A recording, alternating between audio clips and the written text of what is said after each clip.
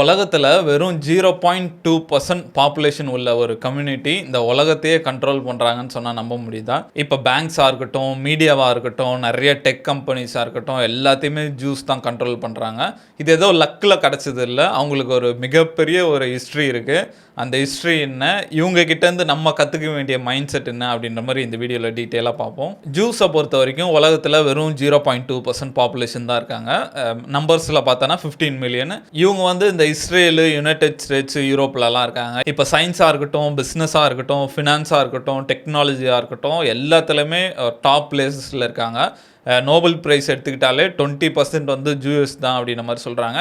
நிறைய இண்டிவிஜுவல்ஸ் இருக்காங்க. ஆல்பர்ட் ஐன்ஸ்டைன்லேருந்து இப்போ மார்க் சக்கர்பர்க்லேருந்து லாரி எல்சனு, லாரி பேஜ், அந்த மாதிரி டாப் 10 வேர்ல்டு ரிச்சஸ்ட்டு பார்த்தோன்னா பாதி பேர் ஜூஸாக தான் இருப்பாங்க. நிறைய மீடியா கம்பெனிஸ்லாம் இவங்க தான் ஓன் பண்ணுறாங்க. இந்த மாதிரி டாப் பொசிஷனுக்கு வந்துட்டாங்க. ஆனால் அவங்க வாழ்க்கை ஒன்றும் அவ்வளோ ஈஸியாக இல்லை. இந்த வேர்ல்டுலே ரொம்ப டிஸ்கிரிமினேட் பண்ணப்பட்ட கம்யூனிட்டினா அது ஜூஸ் தான் சொல்லுவாங்க. வேர்ல்டுலே கிட்டத்தட்ட 109 நாடுலேருந்து இவங்களை விரட்டி விட்டுருக்காங்க. அந்த மாதிரி அவங்களுக்கு ஒரு பெரிய ஹிஸ்ட்ரி இருக்குது. அதை பற்றி கொஞ்சம் டீட்டெயிலாக பார்ப்போம். இவங்களோட மைண்ட் செட்டே வேறு மாதிரி இருக்கும். நம்ம பணம் பார்க்குற விதம் வேறு மாதிரி இருக்கும். நம்ம பொறுத்த வரைக்கும் நல்லா படிடா, நல்ல வேலைக்கு போ, நல்ல செக்யூரான ஜாப் போன்னு இருப்போம். ஆனால் அவங்க மைண்ட் செட்டே வேறு மாதிரி இருக்கும். இன்வெஸ்ட் பண்ணணும், சேவ் பண்ணணும், சேரிட்டி கொடுக்கணும், அந்த மாதிரி டிஃப்ரெண்ட்டாக இருக்கும். ஃபஸ்ட்டு அவங்களோட ஹிஸ்ட்ரி பற்றி பார்ப்போம், அப்புறம் அவங்களோட மைண்ட் செட் பற்றி பார்ப்போம். இந்த ஜூயிஷ் கம்யூனிட்டியோட வரலாறு வந்து 2000 BCEலேருந்து ஆரம்பிக்குது. பிஃபோர் காமன் எரா அப்படின்ற மாதிரி சொல்லுவாங்க. மிடில் ஈஸ்ட்லேருந்து தான் இந்த ஜூயிஷ் கம்யூனிட்டிலாம் உருவாகிறாங்க. அவங்க ரொம்ப சின்ன பாப்புலேஷன் தான். Kingdom of Judah, kingdom of Israel அப்படிலாம் சொல்லுவாங்க. இவங்க வந்து இந்த லிட்ரஸிக்கு, அதுக்கப்புறம் ரிலீஜியஸ் ஸ்டடிக்கெலாம் ரொம்ப இம்பார்ட்டன்ஸ் கொடுப்பாங்க. தோரான்னு ஒரு புக்கை வந்து படிப்பாங்க. அது வந்து பைபிளுக்கு முன்னாடிலாம் வந்த புக்கு. அதில் நிறைய விஷயம் இருக்குது. அதை பற்றிலாம் படிப்பாங்க, அதை பற்றி டிபேட் பண்ணுவாங்க. அந்த மாதிரி சின்ன வயசுலேருந்து படிக்க வைப்பாங்க. அந்த டைமில் அந்த 2000 BCEலலாம் வந்து நிறைய ரிலிஜன்ஸ்லாம் வந்து அந்தளவுக்கு லிட்ரஸிலாம் இல்லை. இவங்கெல்லாம் வந்து அப்போதுலேருந்தே பயங்கரமாக படிக்க ஆரம்பிச்சிட்டாங்க. அதெல்லாம் வந்து அவங்களுக்கு ஒரு பெரிய ப்ளஸ் பாயிண்ட்டாக வந்தது. இப்போ நம்ம ஹிந்துஸ்லாம் எடுத்துக்கிட்டாமே நம்ம தாத்தா அவங்க அப்பாத்துலேருந்து தான் படிக்க ஆரம்பிச்சிருப்பாங்க. ஏன்னா அதுக்கு முன்னாடிலாம் ஹிந்துஸில் வந்து சில கம்யூனிட்டிஸ் தான் படிப்பாங்க, மற்றவங்களுக்குலாம் படிப்பு மறுக்கப்பட்டிருந்தது. ஆனால் இந்த ஜூஸ் எல்லாம் பொறுத்த வரைக்கும் அவங்க அந்த காலத்துலேருந்து எல்லாரும் படிச்சுட்டு இருந்தாங்க. அதனால தான் இப்போ இந்த சயின்ஸு, இந்த டெக்னாலஜி எல்லாம் அந்த அளவுக்கு அட்வான்ஸாக இருக்காங்க அப்படின்ற மாதிரி சொல்கிறாங்க. இந்த மாதிரி போயிட்டுருக்கு. அதுக்கப்புறம் 70 CEல வந்து ரோமன்ஸ்லாம் படையெடுத்து வராங்க. அப்போ ஃபுல்லாக ஆக்குபை பண்ணிவிட்டு கிட்ட நிறைய ஜூஸை வந்து கொல்றாங்க. மில்லியன் கணக்கில் ஜூஸை வந்து கொண்டுறாங்க அப்படின்ற மாதிரி சொல்கிறாங்க. அதே மாதிரி அங்கே ஜெருசலேத்தில் வந்து செகண்ட் டெம்பிள்னு ஒன்று இருக்குது. அந்த டெம்பிளை வந்து கேப்சர் பண்ணிடுறாங்க. அதை வந்து லிட்ரலி ஒரு குப்பை தொட்டி போடுற இடம் மாதிரி யூஸ் பண்ணுறாங்க. இந்த ஜூஸ்க்கெலாம் ஒரு முக்கியமான டெம்பிள். அதை ஃபுல்லாக இடிச்சிடுறாங்க. அதில் ஒரு சவுறு மட்டும் மிஸ் ஆகிடுது. அந்த சவுறு அப்படியே இருக்குது. இப்போ நம்ம நிறைய டிவிலலாம் பார்க்குறோம். இப்போ பிரசிடென்ட் ட்ரம்ப்லேருந்து எந்த US பிரசிடென்ட்டாக இருந்தாலும் போயிட்டு ஒரு சவுத்தை தொட்டு கும்பிட்டு வருவாங்க.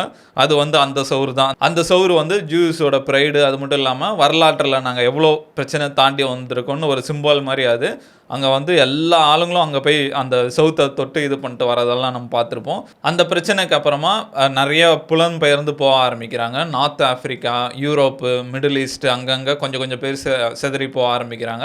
இது வந்து 70 CEலேருந்து 1000 CE வரைக்கும் நடக்குது. நிறைய இந்த மெர்ச்சன்டைஸ்லாம் பண்ண ஆரம்பிக்கிறாங்க. நிறைய நம்ம பழைய ஏன்ஷியன்ட் மூவிஸ்லலாம் பார்த்துருப்போம். இந்த ட்ரேடிங்லாம் பண்ணிவிட்டு ஒரு ஊருக்காக போவாங்களா, அந்த மாதிரிலாம் பண்ண ஆரம்பிக்கிறாங்க. இது மூலிமா வந்து இந்த கம்யூனிட்டிக்கு வந்து நிறைய இன்டர்நேஷ்னல் லாங்குவேஜ் எல்லாம் தெரிய ஆரம்பிக்குது. நிறைய ஊர் லாங்குவேஜ் தெரிய ஆரம்பிக்குது. நிறைய இன்டர்நேஷ்னல் கனெக்ஷன் கிடைக்குது. அதுக்கப்புறம் வந்து இன்டர்நேஷ்னல் லெவலில் நெட்வொர்க் உருவாகுது. இந்த ஊரில் இருக்கவங்க அந்த ஊர் கூட பிஸ்னஸ் பண்ணுறாங்க. அந்த மாதிரி இன்டர்நேஷ்னல் லெவலில் நெட்வொர்க்லாம் உருவாகுது. அதுக்கப்புறம் வந்து இந்த ஜூயிஷ் கம்யூனிட்டிக்கு ஒரு முக்கியமான டைம் வந்து இந்த மெடிவல் யூரோப் அப்படின்ற மாதிரி சொல்லுவாங்க. மிட் ஏஜ் 1000லேருந்து 1500 அந்த டைம் வரைக்கும். அந்த டைமில் வந்து கிறிஸ்டின்ஸ்லாம் என்ன முடிவு பண்ணுறாங்க, இந்த சர்ச் மூலிமா யாருமே வந்து லோனுக்கு இந்த வட்டி வாங்குறது, அந்த தொழிலெலாம் பண்ணக்கூடாது அப்படின்ற மாதிரி முடிவு எடுக்கிறாங்க. அதே மாதிரி ஜூஸ் கூட சேர்ந்து எதுவும் பண்ணக்கூடாது, எந்த பிஸ்னஸ் ஆக்டிவிட்டி எந்த இதுவும் பண்ணக்கூடாது அப்படின்ற மாதிரி முடிவு எடுக்கிறாங்க. ஜூஸை வந்து அக்ரிகல்ச்சரில் சேர்த்துக்கூடாது, அவங்களுக்குன்னு சொந்தமாக இடம் இருக்கக்கூடாது, அவங்களுக்கு வந்து எந்த அரசாங்க வேலையும் கிடைக்கக்கூடாது. அந்த மாதிரி அவங்கள ரொம்ப ஒதுக்கி தான் வைக்கிறாங்க. அவங்க எப்பவுமே அந்த சேரி பகுதி அந்த மாதிரி தான் இருப்பாங்க அப்படின்ற மாதிரி சொல்கிறாங்க. இவங்களுக்கு வந்து எந்த வேலையும் இல்லாதனால அவங்களுக்கு வேறு வழி இல்லை, இந்த மணி லெண்டிங் தான் பண்ண ஆரம்பிக்கணும். இவங்க வட்டிக்கெல்லாம் விட ஆரம்பிக்கிறாங்க. கிறிஸ்டின்ஸு, முஸ்லீம்ஸு நிறைய ரிலீஜனை பொறுத்த வரைக்கும் வட்டிக்கு விடுறத வந்து பாவம் அப்படின்ற மாதிரி சொல்கிறாங்க. ஆனால் ஜூஸை பொறுத்த வரைக்கும் அந்த மாதிரி அவங்க இதில் எந்த பிரச்சனைலாம் இல்லை. அதனால் வந்து அவங்க மணி லெண்டிங் பண்ண ஆரம்பிக்கிறாங்க, பேங்கிங்குள்ளே வராங்க, ட்ரேடு பண்ணுறாங்க, அதுக்கப்புறம் ஃபினான்ஸ்குள்ளே வராங்க. இப்போ அந்த தொழிலெலாம் ஒதுக்குனனால அவங்களுக்கு வேறு வழி இல்லாமல் இதுக்குள்ளே வராங்க. பார்த்தா இப்போ கரண்ட் சினாரியோவில் அதுதான் ஒரு பெரிய விஷயமா இருக்குது. இது மூலிமா வந்து அவங்கள ஒதுக்கி வச்சது வந்து இப்போ அவங்கள உலகத்தையே கண்ட்ரோல் பண்ணுற அளவுக்கு வந்துட்டாங்க அவங்க. இந்த ஜூஸ் கம்யூனிட்டி பற்றி பேசினாலே அவங்க பின்னாடி ஒரு கான்ஸ்பிரசி இருந்துக்கிட்டே இருக்கும். இவங்க தான் வந்து இந்த உலகத்தையே ஆட்டி படைக்கிற கும்பலா, இவங்க தான் இந்த சீக்ரெட் சொசைட்டி சொல்கிறது இவங்க தானா, இவங்க தான் இந்த இலுமினாட்டி கும்பலா அப்படின்ற மாதிரி அவங்க மேலே எப்போவுமே இருக்கும். அதே மாதிரி இந்த ஜூஸை பற்றி இன்டர்நெட்லாம் சர்ச் பண்ணாலே நிறைய டார்க் தியரிஸ் மாதிரிலாம் வரும். இவங்க வந்து சீக்ரெட்டாக நிறைய பூஜைலாம் பண்ணுவாங்க, இந்த பால் வழிபாடெலாம் பண்ணுவாங்க, குழந்தைங்களை வெட்டி சாப்பிடுவாங்க, பூஜை பண்ணுவாங்க. ஒரு இன்டர்நெட்டில் ஒரு செம்ம ஃபேமஸான வீடியோ இருக்கும். ஒரு பொம்பளை வந்து அழுதுகிட்டே வந்து வெளியே சொல்லும், இந்த மாதிரி அவங்க குழந்தையெல்லாம் கொல்றாங்க அப்படின்ற மாதிரி ஒரு வீடியோ இருக்கும். அதுக்கப்புறம் அந்த பொண்ணு எங்கே போச்சுன்னே தெரில அப்படின்ற மாதிரி இவங்க பின்னாடி நிறைய கான்ஸ்பிரசி இருக்குது. அதெல்லாம் உண்மையா பொய்யா அப்படின்ற மாதிரி தெரில. இவங்க தான் இந்த உலகத்தை ஆட்டி படைக்கிறாங்களா அப்படின்ற மாதிரி சில சந்தேகமும் இருக்குது. ஏன்னா எல்லா டாப் இதுலேயும் பார்த்தா இவங்களால ஒருத்தங்க இருந்துகிட்டே இருப்பாங்க. அது எதர்ச்சியாக இருக்காங்களா இல்லை நீங்களாம் ஒன்று போங்க அதுக்கப்புறம் நம்ம உலகத்தையே ஆட்டி படைக்கலாம் அப்படின்ற மாதிரி இருக்காங்களான்னு தெரில. இந்த வாட்ஸ்அப்பு, ஆல்ஃபபெட், இந்த டெல்லு, இந்த மாதிரி எல்லா கம்பெனிஸு, மற்ற கம்பெனிஸ் எல்லாத்துலேயும் ஏதாவது ஜூ ஒர்க் பண்ணுறாங்களான்னு பார்த்தா யாரோ ஒருத்தரோட பேர் இருந்துகிட்டே இருக்கும். ஏன் பான் இண்டஸ்ட்ரி வரைக்குமே அவங்க பேர் இருக்குது. ஸோ இவங்க தான் நம்மளை கண்ட்ரோல் பண்ணுறாங்கன்ற மாதிரி அவங்க பின்னாடி ஒரு கான்ஸ்பிரசி இன்னும் இருந்துகிட்டே தான் இருக்குது. இந்த உலகத்தை பொறுத்த வரைக்கும் ஜூஸ் மேலே ஒரு வெறுப்பு இருக்குது, ஆன்டிசெமிட்டிசம் அப்படின்ற மாதிரி சொல்லுவாங்க. அது வந்து 2 காரணம் இருக்குது. ஒன்று, நிஜமாலே இவங்க தப்பு பண்ணியிருக்கணும். இது நிறைய காரணம் சொல்கிறாங்க. போனை இன்ட்ரடியூஸ் பண்ணது இவங்க தான். இந்த டிரான்ஸ்ஜெண்டர், இந்த LGBT community first transgender operation வந்து ஒரு ஜூ தான் பண்ணார் ஜெர்மனியில்.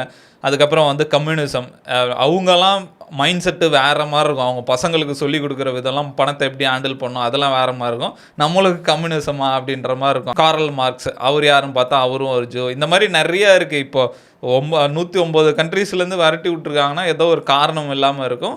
இன்னொரு விஷயம் என்ன சொல்கிறாங்கன்னா, அவங்க மேலே நிறைய பொறாமை இருக்குது. ஏன்னா அவங்க வந்து அவ்வளோ பணம் சம்பாதிக்கிறாங்க, அவங்கள இவ்வளோ ஒதுக்குனாலும் அவங்க டாப்பில் வராங்க, அதனால் அவங்க மேலே ஒரு பொறாமை இருக்குது, அதனால் இப்படி நடக்குது அப்படின்ற மாதிரிலாம் சொல்கிறாங்க.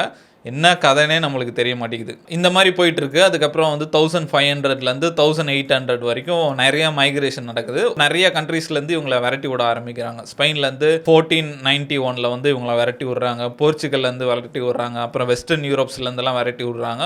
இவங்கெல்லாம் போயிட்டு கொஞ்சம் கொஞ்சம் இடத்துலையே குடி போயிடுறாங்க. இப்போ நெதர்லாண்டுக்கு போகிறாங்க, அதுக்கப்புறம் ஈஸ்டர்ன் யூரோப் போகிறாங்க. அந்த மாதிரி கொஞ்சம் கொஞ்சம் இடத்துலையே போய் குடி போயிடுறாங்க. இவங்களுக்கு எவ்வளோ டிஸ்கிரிமினேஷன் நடந்தாலும் இவங்களோட ரெசிலியன்ஸை வந்து எல்லாருமே பாராட்டுவாங்க. எவ்வளோ பிரச்சனை வந்தாலும் அவங்க விட்டு கொடுக்காம இன்றைக்கும் நம்பர் 1ல் இருக்காங்க. அவங்க வேலையை தொடர்ந்து பண்ணிகிட்டே இருப்பாங்களா. அந்த பேங்கிங்காக இருக்கட்டும், ஃபினான்ஸாக இருக்கட்டும், எந்த ஊருக்கு போனாலும் அங்கே போய் சின்ன சின்ன கடை வைக்கிறது அந்த மாதிரிலாம் பண்ண ஆரம்பித்து அவங்க தொடர்ந்து அந்த முன்னேற்ற பாதையிலே போயிட்டுருக்காங்க. அதுக்கப்புறம் வந்து இந்த 1700லேருந்து 1900 வரைக்கும் நிறைய இந்த பேங்கிங் ஃபேமிலிஸ்லாம் வர ஆரம்பிக்கிறாங்க. இந்த டைம் தான் வந்து இவங்க பேங்கிங்ஸ்லாம் ஆரம்பிக்கிறாங்க. இந்த ராத்ஸ்டைல்ட்லாம் நம்ம கேள்விப்பட்டிருப்போம். இன்றைக்கும் அவங்க தான் வந்து இந்த உலகத்தை கண்ட்ரோல் பண்ணுறாங்க அப்படின்ற மாதிரி நிறைய கான்ஸ்பிரசி தியரிலாம் வந்துட்டுருக்கு. அவங்களாம் வந்து இந்த டைமில் தான் ஆரம்பித்து கவர்மெண்ட்டுக்கு ஃபண்ட் பண்ணுறது, ரயில்வேஸ்க்கு ஃபண்ட் பண்ணுறது, அந்த மாதிரி நிறைய விஷயம்லாம் பண்ணுறாங்க. இந்த ராத்ஸ்டைல்டை பற்றி நிறையா கதை இருக்குது. அவர் வந்து இந்த நெப்போலியன் வச்சு இன்சைட் ட்ரேடிங், இப்போ நான் கேள்விப்படுற இன்சைட் ட்ரேடிங்லாம் அவர் நெப்போலியன் வச்சு இன்சைட் ட்ரேட் பண்ணியிருக்காரு. நெப்போலியன் வார் நடந்துட்டு இருக்கும் போது இவர் அங்கே போய் பார்த்தாராம். நெப்போலியனை கொன்னதுக்கப்புறம் இவர் அங்கேருந்து போயிட்டு சீக்கிரமாக போயிருக்காரு, குதிரை எடுத்துகிட்டு போயிட்டு கடல் தாண்டி தான் போனோம். அப்போ அந்த டைமில் வந்து பயங்கர புயல் அந்த மாதிரிலாம் இருந்ததுன்னு சொல்கிறாங்க. அப்போ அங்கே இருந்த ஒரு படகுக்காரர்கிட்ட வந்து எக்ஸ்ட்ரா காசு கொடுத்து என்னை எப்படியாவது விட்டுருங்கன்னு சொல்லிட்டு போயிட்டு அங்கே போய் ஷேர்ஸ் எல்லாம் விற்று அவர் நெப்போலியன் நியூஸ் வரதுக்கு முன்னாடி இவர் பயங்கரமாக பணம் சம்பாதிச்சு அப்படின்ற மாதிரி நிறைய கதை இருக்குது. இன்றைக்கி நிறைய கவர்மெண்ட்ஸை வந்து இவங்க தான் கண்ட்ரோல் பண்ணுறாங்க, நிறைய சென்ட்ரல் பேங்க்ஸு. இப்போ ஏதாவது ஒரு போர் நடக்குதுன்னா 2 சைடு இவங்க தான் ஃபண்ட் பண்ணுறாங்க அப்படின்ற மாதிரி இவங்க மேலே நிறைய கான்ஸ்பிரசி தியரியெல்லாம் இருக்குது. கிட்டத்தட்ட 500 ட்ரில்லியனுக்கு மேலே இவங்க கிட்ட சொத்து இருக்குது அப்படின்ற மாதிரிலாம் நிறைய விஷயம் சொல்லிட்டு இருக்காங்க. அவங்களுக்கே ஒரு வீடியோ பண்ணலாம், அந்த அளவுக்கு அவங்க கிட்ட வரலாறு இருக்குது. இந்த மாதிரி போயிட்டு இருக்கும்போது இந்த 1880ஸ்லேருந்து 1940s வரைக்கும் யூரோப்பில் வந்து இவங்களுக்கு நிறைய எதிர்ப்பு வருது. அந்த டைம் தான் ஹிட்லரோட டைம். அப்போ வந்து ஜெர்மனிலலாம் பயங்கரமாக எதிர்க்கிறாங்க, பெரிய போர்லாம் வந்தது நம்மளுக்கு தெரியும். அப்போ வந்து நிறைய பேர் வந்து யூரோப்லேருந்து அமெரிக்கா வந்து குடிபெயர்றாங்க. அப்போ அங்கே வந்து சின்ன சின்ன கடை போடுறது, டெக்ஸ்டைல் பிஸ்னஸ்லாம் பண்ண ஆரம்பிக்கிறாங்க. அதுக்கப்புறம் வந்து ஃபேக்ட்ரிஸ்லாம் ஒர்க் பண்ண ஆரம்பிக்கிறாங்க. அவங்களோட ஜென்ரேஷன், அவங்களோட அடுத்த ஜென்ரேஷன் வந்து நிறைய படிக்க ஆரம்பித்தாங்க, ஃபிலிம்ஸ்லலாம் போய் சேர்ந்தாங்க. அப்படி கொஞ்சம் கொஞ்சமாக அதுக்கப்புறம் தான் இன்றைக்கி இருக்க நிறைய ஆண்டர்ப்ரனர்ஸ் எல்லாமே அதுக்கப்புறம் உருவானவங்க தான். அப்படி இப்படின்னு 2000 பிசியிலேருந்து இப்போ வரைக்கும் எவ்வளோ டிஸ்கிரிமினேஷன், எவ்வளோ பிரச்சனை இருந்தாலும் சமாளித்து இந்த ஜென்ரேஷன்லாம் வந்து சயின்ஸாக இருக்கட்டும், ஃபினான்ஸாக இருக்கட்டும், பேங்கிங்காக இருக்கட்டும், எல்லாத்துலேயும் வந்து டாப் பிளேசஸில் இருக்காங்க. சின்ன பாப்புலேஷன் தான், இவ்வளோ டிஸ்கிரிமினேஷன் இருந்தாலும் அப்படி இப்படின்னு இவங்க இவ்வளோ பெரிய இடத்த பிடிச்சிருக்காங்க. இவங்களோட மோட்டிவேஷனே கண்டிப்பாக அவங்களோட ஆன்சிஸ்டர்ஸாக தான் இருந்திருப்பாங்க. சொல்லியே தான் வீட்டில் வளர்த்துருப்பாங்களே, இந்த மாதிரி நம்மளை வந்து இவ்வளோ ஒடுக்குனாங்க, ஆனால் இதை நீங்கள் நின்றக்கூடாது, நீங்கள் இன்னும் மேலே மேலே வளரணும்னு ஒருத்தருங்கிட்டையும் சொல்லி வளர்த்துருப்பாங்க. அதில் நடுவில் வந்தவர் தான் இந்த ஹிட்லரு. அவர் என்னன்னே தெரியாமல் நீ ஜூனாலே அடிப்போம் அப்படின்ற மாதிரி கொன்னார். அதெல்லாம் அவங்களுக்கு நிறைய இம்பேக்ட் பண்ணியிருக்கும். அதனாலே வந்து சொல்லி வளர்த்து இப்போ எல்லாருமே டாப் பிளேஸில் இருக்காங்க. அவங்கெல்லாம் திரும்பி நமக்கு செய்யாமல் இருந்தாலே போதும், அவங்க பாட்டுன்னு டாப்ல இருந்தால் நல்லா இருக்கும். நீங்க எப்படி எங்களை அடிச்சீங்க, இப்போ பாருங்க நாங்க திரும்பி அடிக்கிறோன்னு ஒரு நாள் திரும்பாம இருந்தா நல்லா இருக்கும். இந்த ஜூஸோட வரலாறு பத்தி பார்த்தோம். இப்போ அவங்களோட சில இன்ட்ரெஸ்டிங்கான மைண்ட் செட்டு, அவங்களோட கல்ச்சர் பத்தி கொஞ்சம் பார்ப்போம். இப்போ இந்த ஜூடிசம் பொறுத்த வரைக்கும் வெல்த்ன்றது அவங்க பார்ட் ஆஃப் த கல்ச்சர் மாதிரி, அவங்க பார்ட் ஆஃப் த ரிலிஜன் மாதிரி. இப்போ மற்ற ரிலிஜன்லலாம் வந்து எப்படின்னு தெரில, ஆனால் ஜூஸை பொறுத்த வரைக்கும் கண்டிப்பாக அவங்களுக்கு ஒரு வெல்த் இருக்கணும் அப்படின்ற மைண்ட் செட்டில் இருப்பாங்க. நம்மக்கிட்டே இருக்கணும், அதே சமயம் நிறைய பேருக்கு இல்லாதவங்களுக்கும் ஹெல்ப் பண்ணணும், அந்த மாதிரி மைண்ட் செட்டில் இருப்பாங்க. நம்ம வந்து மற்றவங்களுக்கு வந்து பாரமாக இருக்கக்கூடாது, நம்ம வந்து ஏழையாக இருந்து மற்றவங்களுக்கு பாரமாக இருந்துடக்கூடாது, நம்மளே காப்பாற்றிக்கணும், அந்த மைண்ட் செட்டில் இருப்பாங்க அப்படின்ற மாதிரி சொல்கிறாங்க. அதுக்கப்புறம் வந்து எஜுகேஷன், ஜூஸை பொறுத்த வரைக்கும், ரிலீஜன்ஸை பொறுத்த வரைக்குமே ஜூஸ் தான் அதிக எஜுகேட்டடான பீப்புள். அவங்க 2000 பிசியிலேருந்து தொடர்ந்து படிச்சுட்டு இருக்காங்க. இப்போ வந்து அவங்கக்கிட்ட இல்லாத டெக்னாலஜியே கிடையாது, படிப்புலலாம் ரொம்ப ஹையஸ்ட் லெவலில் இருக்காங்க. அதுக்கப்புறம் அவங்கக்கிட்ட இருக்க இன்னொரு இன்ட்ரெஸ்டிங்கான குவாலிட்டி வந்து ஒரு கம்யூனிட்டியாக இருப்பாங்க, ஒருத்தர் விட்டு கொடுக்க மாட்டாங்க. இப்போ வந்து அது வந்து முஸ்லீம்ஸ் கம்யூனிட்டி அந்த மாதிரிலாம் அவங்கலாம் அப்படி தான் இருப்பாங்க. ஒரு முஸ்லீம் பிரச்சனை மற்ற முஸ்லீம்ஸ்லாம் வந்துடுவாங்க அப்படின்னு நம்ம சொல்லுவாங்க. இப்போ ஜூஸ்க்கு வந்து இந்த வரலாறு இருக்கிறதுனால அவங்கள ஒருத்தர் விட்டு கொடுக்கவே மாட்டாங்க. எந்த நாட்டுக்கு போனாலும் சரி, இப்போ ஒருத்தர் பிஸ்னஸ் ஆரம்பிக்கிறாருன்னா அந்த பிஸ்னஸ்க்கு ஹெல்ப் பண்ணுறதா இருக்கட்டும், இப்போ ஒருத்தர் பிஸ்னஸ் ஆரம்பித்தாலுமே அதை வேலை செய்யறதுமே அவங்க கசின்ஸாக இருக்கட்டும், அவங்க ஃப்ரெண்ட்ஸாக இருக்கட்டும், அவங்க பார்ட்னர்ஸ் எல்லாமே ஜூஸ்குள்ளேயே இருப்பாங்க. அவங்க வெளியே போகாத மாதிரி பார்த்துப்பாங்க, ஒருத்தர் நல்லா பார்த்துப்பாங்க.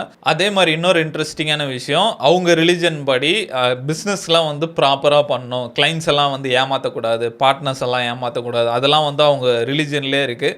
அதனால் வந்து இப்போ பிஸ்னஸ் பண்ணுறவங்களும் வந்து இவங்க வந்து கரெக்டாக இருப்பாங்கப்பா பிஸ்னஸில் அப்படின்ற மைண்ட் செட்னால நிறைய பேர் வந்து அவங்களுக்கு கூட பிஸ்னஸ் பண்ண ஆரம்பித்தாங்க அப்படின்ற மாதிரிலாம் சொல்லுவாங்க. அதுக்கடுத்து ஒரு முக்கியமான விஷயம் வந்து பெர்சிவியரன்ஸ். அவங்க பெர்சிவியரன்ஸ்ன்றது வந்து அவங்க நேச்சர்லேயே இருக்குது. எவ்வளோ பிரச்சனை வந்தாலும் தொடர்ந்து இவங்க டாப்பாக இருந்துட்டு இருக்காங்க. அதுக்கப்புறம் வந்து ஜென்ரேஷன் வேல்யூஸ், இவங்க தலைமுறையாக பெரிய பெரிய பேங்கர்ஸ் ஃபினான்ஸ் பண்ணுறதுனால அடுத்த தலைமுறைக்கு சொல்லி கொடுத்துட்டே இருப்பாங்க, எப்படி பிஸ்னஸ் பண்ணணும், எப்படி மணி மேனேஜ் பண்ணணும், எப்படி வெல்த் கிரியேட் பண்ணணும், அந்த மாதிரி ஜென்ரேஷன் வைஸாக அவங்க வேல்யூஸ்லாம் கடத்திட்டே வராங்க. அது ஒரு முக்கியமான ரீசன் அப்படின்ற மாதிரி சொல்கிறாங்க. இன்னொரு விஷயம் வந்து இந்த பேரண்ட்டை பசங்களுக்கு சொல்லி கொடுக்குறது. நம்ம வீட்டிலலாம் வந்து பணத்தை பற்றியே அவ்வளோவா சின்ன பசங்கிட்டலாம் பேசவே மாட்டாங்க. நம்மளுக்கு அந்த பணத்தோட அருமையே தெரியாது, எவ்வளோ ஃபீஸ் கட்டுறாங்க எதுவுமே தெரியாது, எல்லாமே பேரண்ட்ஸ் தான் பார்த்துப்பாங்க. ஆனால் ஜூஸை பொறுத்த வரைக்கும் அப்படி இல்லை, சின்ன வயசுலேருந்தும் அந்த பணத்தை பற்றி சொல்லி கொடுப்பாங்க. அவங்க வீட்டில் வந்து ஜார் வச்சுருப்பாங்களாம், ஒன்று வந்து சேரிட்டிக்கு அந்த மாதிரி கொடுக்குறதுக்கு, இன்னொன்று வந்து ஸ்பெண்டிங்கு, இன்னொன்று சேவிங்கு, இன்னொன்று இன்வெஸ்ட்மெண்ட்டு. சின்ன பசங்களாக இருக்கும் போதே 10 ரூபா கொடுப்பாங்களாம். 10 ரூபா கொடுத்துட்டு 5 ரூபா வந்து ஸ்பெண்டிங்க்கு, 1 ரூபா வந்து கிவிங் அந்த சேரிட்டிக்கு, அதுக்கப்புறம் வந்து இன்வெஸ்ட்மெண்ட்டுக்கு 3 ரூபா, சேவிங்ஸுக்கு 1 ரூபா. இந்த சேரிட்டியை பொறுத்த வரைக்கும் சண்டே அதை ஓப்பன் பண்ணணுமா. அந்த மாதிரி ஸ்பெண்டிங் வந்து மந்த்லி ஒன்ஸ் ஓப்பன் பண்ணோம்.